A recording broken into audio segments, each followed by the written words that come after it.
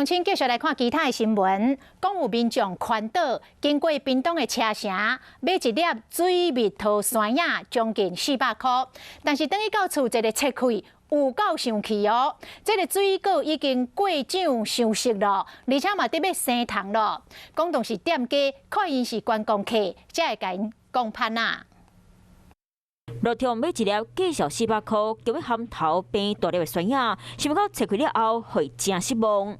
看到这过老的酸药，规个人讲气，嘛气到要死。差不多3个多小时而已，因为我一到家给家人看之后就切开了。对，那今天如果是国外的观光客到那里去吃，那是不是被骗了？对台湾的观感会觉得怎么样？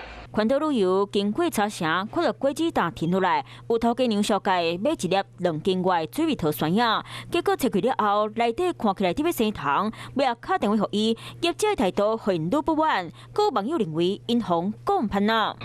觉得那90%是那个俗称的捧哥纹啊。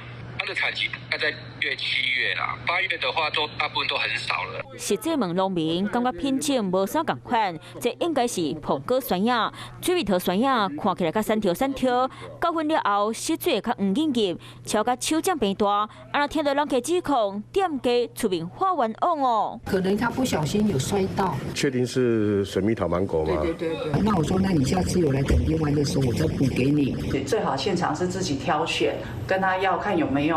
名片有地址电话，以避免说买回去有产生任何的消费纠纷的话，才可以找到对象申诉。虽望尾会让翕相提出申诉，不过欢欢喜喜佚佗的好心情，已经靠这条奥酸药拍歹去啊！嗨，我是映彤，记得订阅华视的 YouTube 频道，并且要开启小铃铛哦，站起来！